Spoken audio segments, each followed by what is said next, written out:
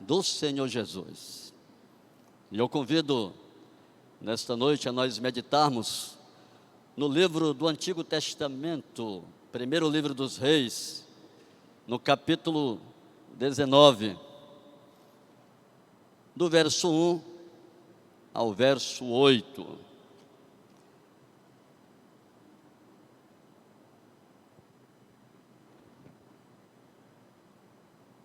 Quem não quiser acompanhar na projeção, também na sua Bíblia, fique à vontade.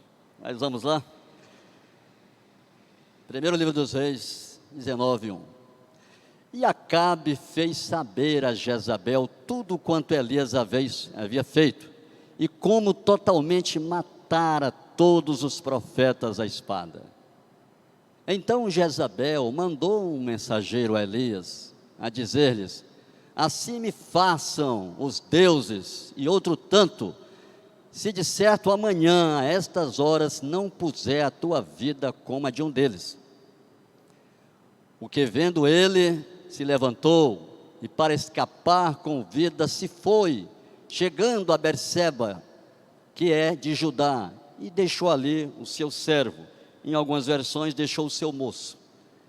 Ele, porém, foi ao deserto, caminho de um dia, e foi assentar-se debaixo de um zimbro, em algumas versões, outro nome aí, né? E pediu para si a morte, e disse: já basta, ó Senhor, toma agora a minha vida, pois não sou melhor do que meus pais.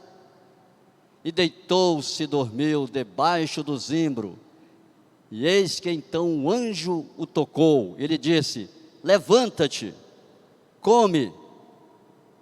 E olhou, e eis que à sua cabeceira estava um pão cozido sobre as brasas, e uma botija de água, e comeu, e bebeu, e tornou a deitar-se. E o anjo do Senhor tornou a segunda vez, e o tocou, e disse: levanta-te, come, porque te será muito longo o caminho. Versículo 8. Levantando-se, pois, o comeu, e bebeu, e com a força daquela comida caminhou 40 dias e 40 noites até o monte Horebe, o monte de Deus. Vamos orar? Nosso Deus e eterno Pai, nós te rendemos graças, Senhor, pelo muito que o Senhor já tem feito na tua igreja, pelos louvores, os dízimos, as ofertas, pela presença do teu povo aqui, tanto pela internet como aqui no próprio templo. E este é o momento, Senhor, de aplicar a tua palavra. Nos prepara como vaso em tuas mãos, que tudo que for falado venha de encontro à necessidade do teu povo nesta noite, para que haja edificação, para que haja exortação e consolação. Lembra de nós, clamamos em nome de Jesus. Graças a Deus. Uma palavra bem conhecida, um personagem bem conhecido, Elias, ou Tesbita ou Tisbita.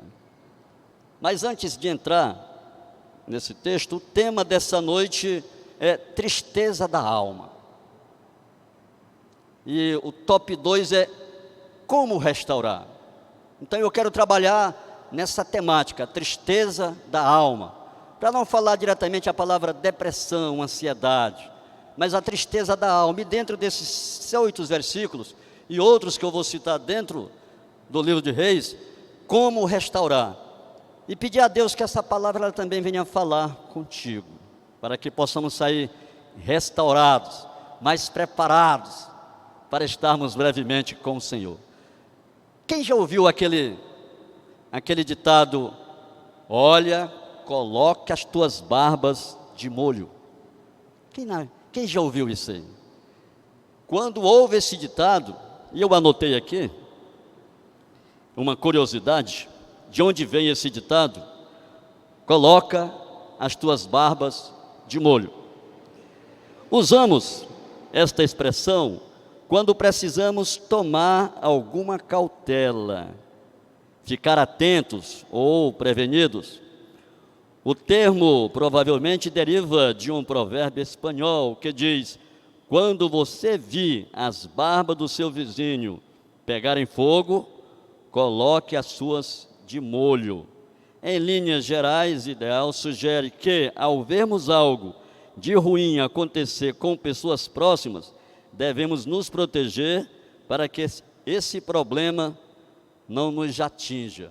Por que eu estou falando desse provérbio, ou desse pequeno quebra-gelo? Elias, ele aparece no capítulo 17. Elias, o tesbita. A Bíblia não vai dizer quem é os pais dele, não vai dizer quem são seus irmãos. De repente ele aparece na história da redenção, em um momento em que Israel estava em declínio espiritual. O povo estava desanimado, o povo estava triste. Era Israel, a qual o rei era Acabe, e a sua esposa Jezabel. Então, quando eu falei esse ditado, coloque as suas barbas de molho, é porque Elias jamais pensou que aquele povo que estava ali desanimado, triste, deprimido, jamais aquilo poderia acontecer com ele.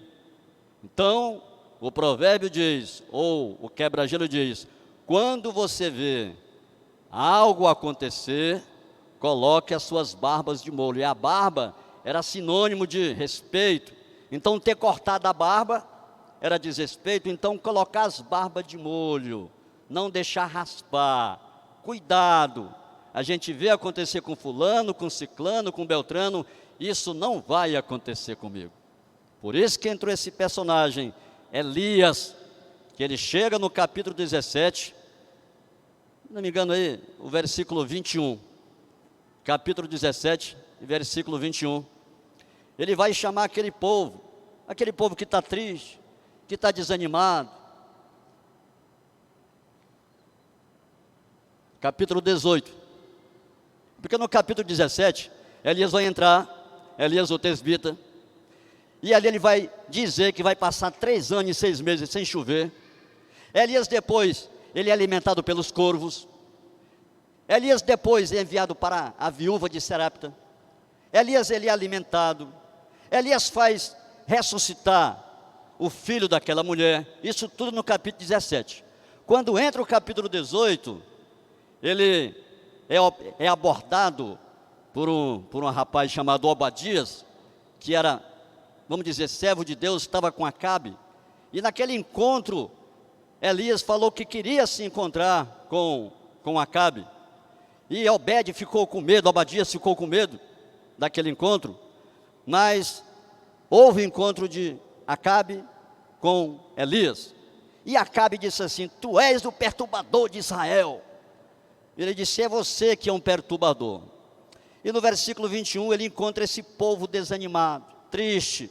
E ele vai dizer assim, então Elias se chegou ao povo e disse, até quando cocheareis entre 2 pensamentos? Em algumas versões, até quando você anda pendendo sobre 2 caminhos? Então o povo que estava oprimido, deprimido, triste, angustiado, estava em declínio espiritual, mas Elias ali, ele fez a diferença. Ele chamou aquele povo, ele chamou ali Acabe, fez aquela disputa dos 850 profetas, 450 de Baal e 400 de Aserá. Então foi um grande conflito. O tempo estava sem chuva, era 3 anos e 6 meses. E quando chega no capítulo 19, Elias ele faz aquele projeto todinho, vence os profetas de Baal, começa a chover e entra o capítulo 19. Aí entra essa bendita aí no capítulo 19, no versículo 1 e 2, Jezabel. E a pergunta é, tristeza da alma. O que causou na vida daquele homem para que ele viesse a estar num declínio espiritual, numa tristeza tão grande, que não parecia aquele Elias do capítulo 17 e aquele Elias do capítulo 18. Quando essa mulher, Acabe, fez saber tudo a Jezabel, parece o marido fuxiqueiro, aquele homem parece que não dominava, parece que a palavra Acabe veio dizer acabar com tudo. Era aquele marido, mas que tudo contava para a esposa. Tudo bem, nós temos que conversar com as nossas esposas, dialogar com ela, mas tudo contava para ela, tudo, parece que ele dependia dela. Então era o marido que parece que era mandado pela mulher. Ele disse assim: tudo quanto Elias havia feito, e como totalmente mataram os profetas a espada. Aí entra o versículo 2. O que é que causou? Aquela tristeza de Elias e aquela depressão. Então Jezabel mandou um mensageiro a Elias, e a dizer-lhe assim: assim me façam os deuses e outro tanto, se de certa manhã, a essas horas, não puder a tua vida como a um deles. Então, uma das perguntas aqui do top 2. Como Elias chegou naquele estado de ansiedade, de depressão? Um grito de uma mulher: amanhã, a tantas horas eu vou te matar. E Elias, rapidamente, ele se entristece. No versículo 3,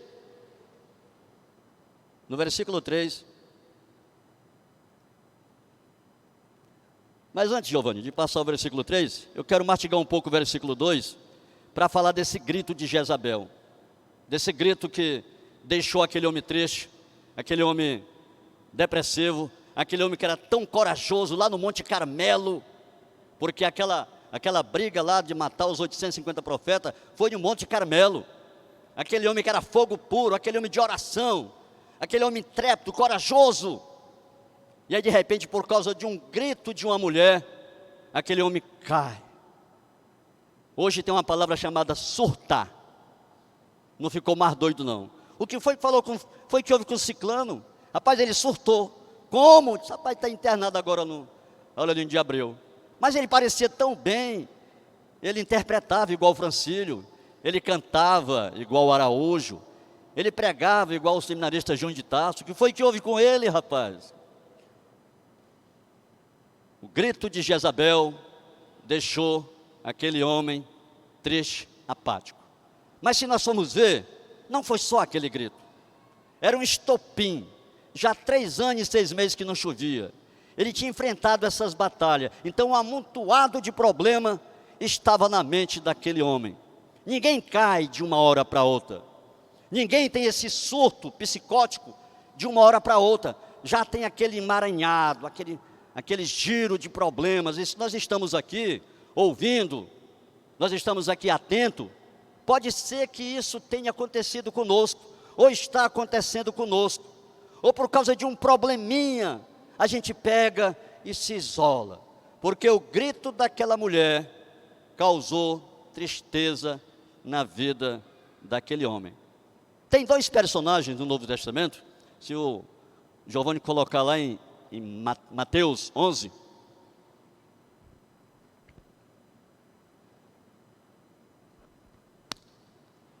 vamos falar um pouco aqui de João Batista, que estava preso, versículo 2 e 3, parece. Mateus 11. E João Batista, ouvindo no cárcere falar dos feitos de Cristo, enviou 2 dos seus discípulos. Ele fez uma pergunta, a dizer-lhe: és tu aquele que havia de vir, ou esperamos outro? Ora, mas se João Batista foi aquele que batizou Jesus, foi aquele que disse que ele não era digno de desatar as suas sandálias, foi aquele João Batista que diz: eis o Cordeiro de Deus que tira o pecado do mundo. Mas nesse momento João Batista estava preso, prestes a ser decapitado, e ele chegou a dizer: mas será que é aquele Jesus, o Cristo ungido, o Messias, aquele que foi prometido, é Ele mesmo? Ou haveremos de esperar outro?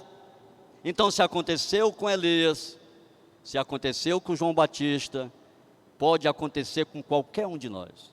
Aquele que está de pé, olhe para que não venha a cair. Não existe o super crente, não existe mas aquele homem que é necessitado, aquele homem que depende do Senhor, depende de estar no corpo. Então João Batista também se entristeceu, chegou a duvidar por causa de uma prova. Mas se nós formos lá para Lucas, no capítulo 13, Lucas 13, versículo 31 e 32. Naquele mesmo dia, chegaram os fariseus dizendo-lhe, isso, foram dar um recado para Jesus, já perto ali da crucificação de Jesus, e disse-lhe, sai, retira-te daqui, porque Herodes, ele quer te matar. Não foi o recado de Jezabel para Elias? E qual foi a resposta de Jesus para aquele Herodes? E respondendo disse-lhes, ide e dizei àquela raposa, eu expulso demônios, eu efetuo curas, hoje, amanhã e no terceiro dia eu sou consumado. Depois eu volto a esse texto sobre falar caminho de um dia. Então a resposta de Jesus foi chamando Herodes de raposa. Era a resposta de Elias que tinha que ser para Jezabel. Era a resposta de João Batista não duvidando, porque Jesus mandou um recado para João Batista, diz para João que eu estou curando, eu estou limpando, eu estou ressuscitando, e bem-aventurado é aquele que não achar em mim motivo de tropeço. Jesus respondeu o recado lá de Herodes, era o que Elias podia ter feito, mas no grito de Jezabel começou aquele declínio, ou aquela queda espiritual. O que causou aquela problemática na vida de Elias? Primeiro, o grito de Jezabel. E o grito de Jezabel causa medo, causa insegurança, causa tristeza e causa morte. Se não venhamos no versículo 3, depois do grito de Jezabel, lá no livro dos Reis. Primeiramente, o grito de Jezabel foi o que causou, mas já havia um estopim. O que causou mais a tristeza de Elias? O que, vendo ele, se levantou e para escapar com a vida se foi, chegando a Berseba, que é de Judá, e deixou ali o seu servo. Em outras versões, deixou ali o seu moço. Meus irmãos, nós precisamos ser acompanhados. Não existe essa obra do Clemilton estar sozinho, de o Júnior estar sozinho, do pastor João Pedro estar sozinho. Não. O grito de Jezabel fez com que Elias deixasse o seu moço. Deixa o seu moço não. Alguém nós temos que desabafar, temos que conversar com alguém. E hoje nesse mundo midiático, é tão fácil, né? Eu queria que todo dia meus filhos ainda que dissessem, bom dia meu pai, bom dia minha mãe. É bom, mas a internet tem vezes que ela aproxima, mas às vezes distancia, né? Só uma palavra, né? Bom dia, boa tarde, boa noite. Aí tem uns que falam assim, manda a chave do Pix. Oh, já sei o que é. Mas são filhos e a gente está pronto a ajudar. Mas não largue o seu moço. Tenha sempre alguém do seu lado. Nosso pastor, ali no seminário, liderança cristã, ele mandou a gente procurar um mentor. E o nosso mentor é o pastor João Pedro, o pastor Edmar. Tira foto com ele, dizer, pastor, estamos recebendo a bênção. E ele disse, olha, pague o gomoso para ele, viu? Não é só assistir não, tem que pagar o gomoso. Então nessa caminhada, nós temos que ter alguém para estar conosco. Elias, ele ouviu o grito de Jezabel, aí começa o declínio, ele deixou o seu moço, não pode deixar. Não existe o supercrente, não existe aquele que é super-herói. A palavra, é lógico, que nos abastece, nos alimenta, mas é necessário nessa hora comum união. Lá no seminário, eu vou ter que falar de seminário, não tem como, né, Clemilton? Aqui a gente tem que topar seminário, né? Quando o pastor falou assim para os irmãos, quem é o teu mentor? Quem é o teu mentor? Aí tem um irmão que falou assim, o meu mentor é a minha mulher. Eu digo, glória a Deus, graças a Deus a sua mulher lhe ouve. Tem outros que dizem assim, o meu mentor é o Espírito Santo. E como é que tu vai tirar foto com ele? Não dá não, né? Eu sei que o Espírito Santo é aquele que está nos guiando, que está nos alimentando, que está falando conosco, é o nosso paracleto, é o advogado, mas ele parece que não tinha um mentor. Então, a palavra é, se você não tem alguém para você desabafar, para você conversar, procure, converse. Esse é um dos motivos de isolamento, porque quando você ouve o grito de Jezabel, quando você deixa o seu moço, e aí vem caminho de um dia.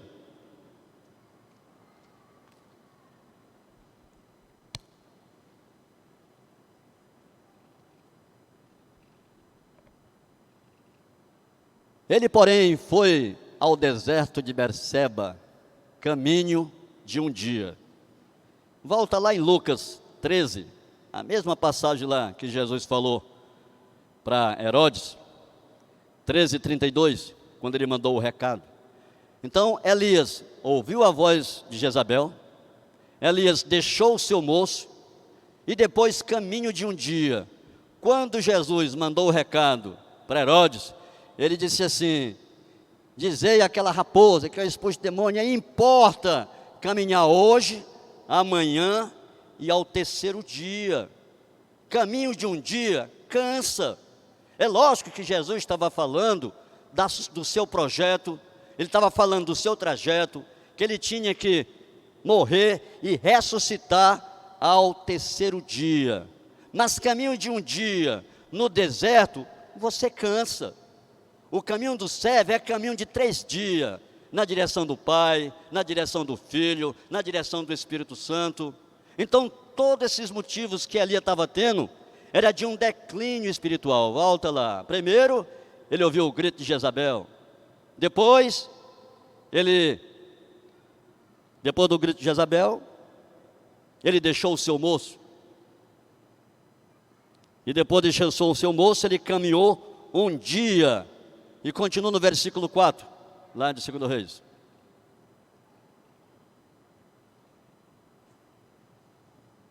No versículo 4. Ele, porém, foi ao deserto. Parece que deserto é um lugar, pareceu com aquela última mensagem que a gente pregou de Agar, quando ela se angustiou, fugiu para o deserto. Elias fugiu para o deserto. Nós temos que fugir para os braços do Senhor. É aqui, é na igreja. É aqui, confessando, conversando, lendo a palavra.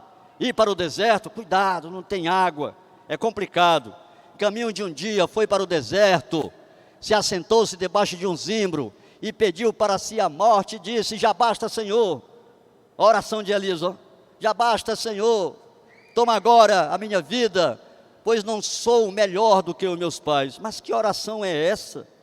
Uma oração de alguém triste, de alguém deprimido. Não parece com aquele Elias do capítulo 18, que ele fez uma oração, e choveu fogo do céu. Era no Monte Carmelo, onde ele fez sinais e prodígio. E muitas vezes nós, irmão Nonato, estamos no Monte Carmelo, falando da palavra, e de repente, vamos lá para o deserto, debaixo de um zimbro, caminho de um dia. Parece com aqueles salmos primeiro: bem-aventurado o homem que não anda, que não para e que não senta. Elias andou, Elias parou, Elias sentou, dormiu, pediu a morte. Estado total de depressão. E não era uma depressãozinha ou uma doença da alma qualquer. Era com aquele homem que pregava a palavra, aquele homem que era ousado. Satanás não está preocupado com aqueles que estão deitados, com aqueles que estão acomodados, mas com aqueles que são ousados, líder de célula, pastores, ministérios, homens que estão com a mão no arado, como diz que é uma palavra do irmão Solimar. Então é para nós a palavra. Elias estava em um declínio total. A voz de Jezabel fez com que ele declinasse, fez com que ele deixasse o seu moço, fez com que ele dormisse debaixo de um zimbro, e pediu a morte. Andou, parou e deitou. É um declínio. É um declínio. Mas aí vem um top 2. Restauração. A partir do verso 6, Deus começa a trabalhar na vida daquele homem.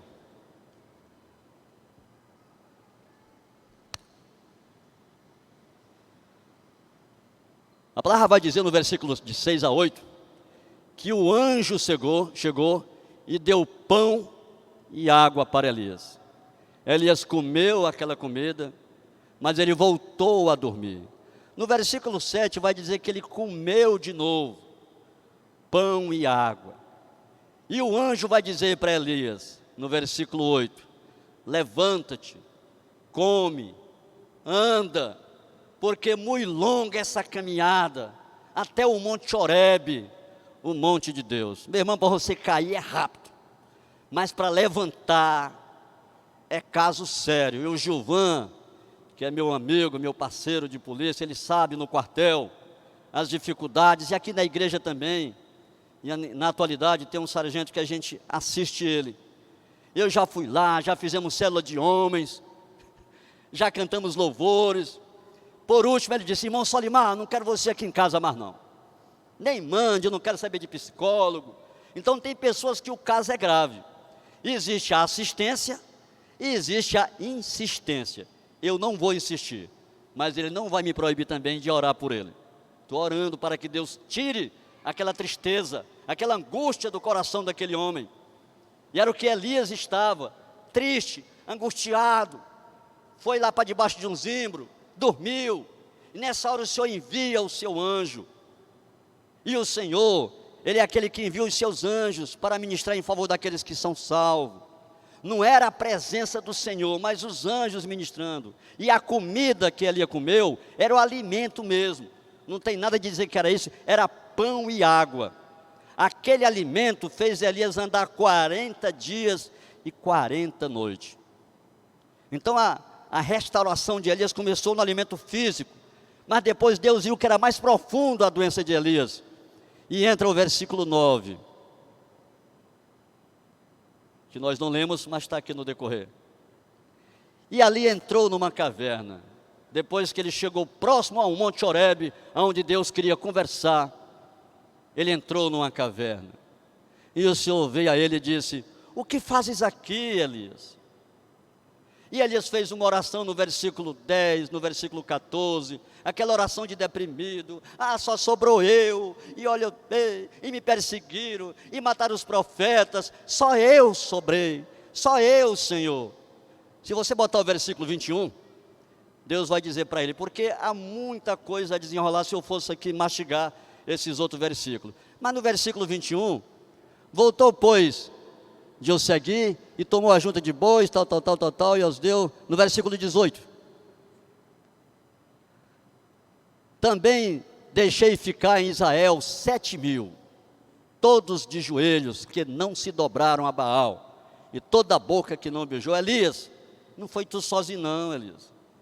Eu chamo um, como ele chamou Abraão: Abraão, sai da tua terra, da tua parentela, da casa de teus pais, que eu vou te fazer uma grande nação.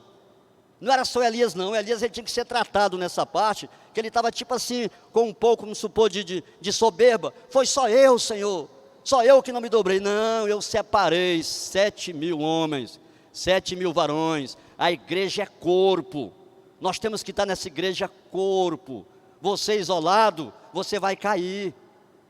A oração de Elias ali era murmurando, até que o Senhor falou com ele no versículo 9, no versículo 13, ele vai dizer: o que tu fazes aqui, Elias? Né? E quando Elias sai, ele vai ver uns ventos, vai ver uns trovões, vai ver a tempestade, até que no versículo 13,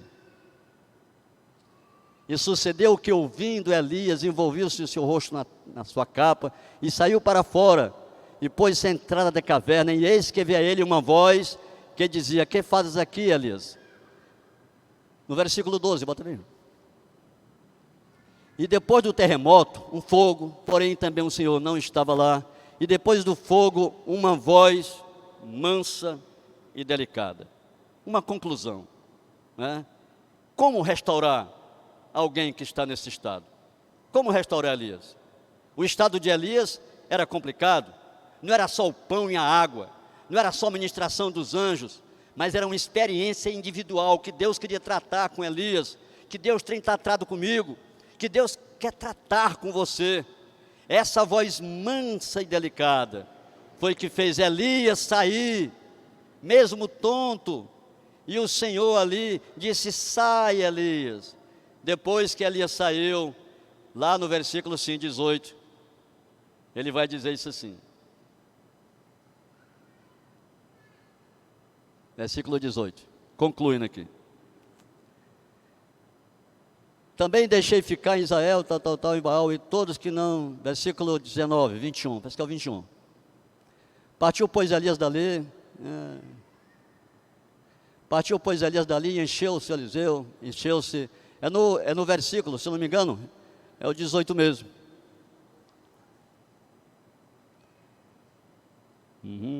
Versículo 18, 7. 18, 21. 21, versículo 18 e 21. É assim mesmo. Voltou, pois, de os seguir, e tomou a junta de bois, e os matou, e com os aparelhos dos bois cozeu a carne, e as deu ao povo, e comeu. Então levantou e seguiu Elias, e o servia. Mas é o momento em que o Senhor separou Eliseu. Depois que Elias saiu da caverna, depois que ouviu a voz do Senhor, aí o Senhor disse: eu vou também separar Eliseu para andar contigo. Com o moço que estava com ele, no começo não disse nome, mas ele precisava de alguém para estar com ele. Elias saiu daquele estado, aquele moço que estava com Elias, que agora é Eliseu, Elias foi trabalhar com ele, repassando a herança, e segue o livro de Reis, até entrar no capítulo 2 de 2 Reis, quando Elias é arrebatado. Mas ele precisou de pão e água, ele precisou sair daquela caverna, ele precisou ouvir a voz do Senhor e obedecer, e novamente ser restaurado, mas com uma companhia. Eliseu, sozinho na caminhada, meus irmãos, a gente vai se cansar. Então o tema desta noite: o que causou aquela depressão de Elias, ou aquela tristeza da alma? O salmista, no Salmos 40, ele vai dizer: por que estás abatido, a minha alma? Parece que é o versículo 5, 42, 5. Por que estás abatido, a minha alma? E por que te perturbas dentro de mim? Espera, pois, no Senhor. Então Elias, ele estava abatido, a alma dele. Deus restaurou Elias. Deus providenciou um moço para Elias. Elias passou o cajado. E diante desse tema, diante dessa palavra, muitas vezes nós estamos na condição de Elias, tristes, desanimados, buscando a morte. Às vezes estamos lá no Monte Carmelo, estamos ali pregando, falando, mas muitas vezes o Senhor quer que a gente vá lá para o Monte Horebe, o monte de Deus. Foi o Monte Horebe, que é o Monte Sinai, onde Deus falou também com Moisés, onde Deus tem falado conosco, é onde Deus tem preenchido a cada um de nós com uma voz mansa e delicada, essa voz que restaura, essa voz que preenche.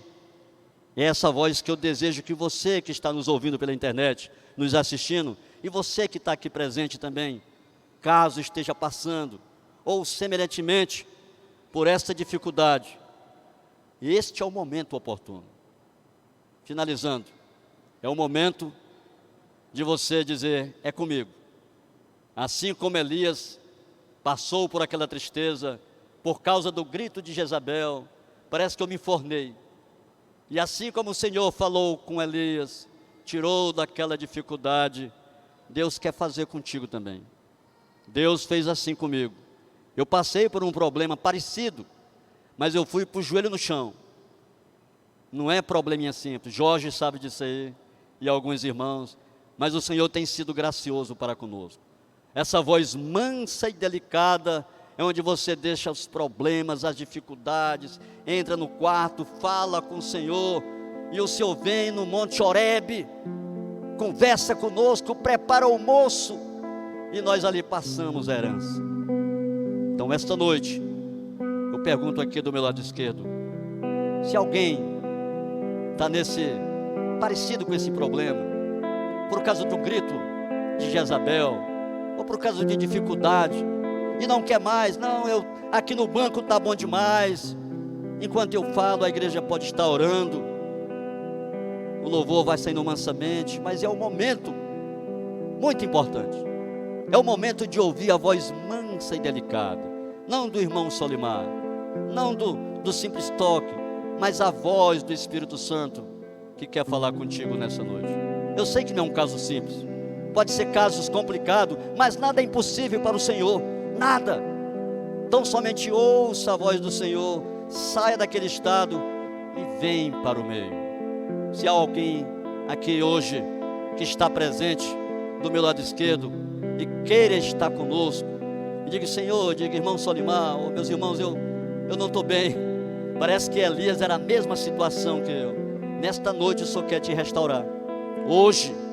E se hoje ouvirdes a sua voz, não endureça os vossos corações. Com esse simples gesto, você pode dizer: Senhor, é comigo. Eu preciso ir mais além. Eu preciso sair das minhas cavernas. Eu preciso sair debaixo do zimbro. Eu preciso ouvir essa voz mansa e delicada. Do meu lado direito eu também pergunto: se há alguém aqui nessa situação e que queira passar, ou que queira uma oração, ou que precisa de uma restauração, este é o momento. O Senhor tratou com Elias. Não foi fácil, mas ele foi restaurado. O Senhor quer tratar contigo também, para que você venha mais além, para que você não esteja só no Monte Carmelo, mas no Monte Horebe, falando com Deus, arrumando o moço, estando ali conversando. Com certeza o nome do Senhor, Ele é glorificado.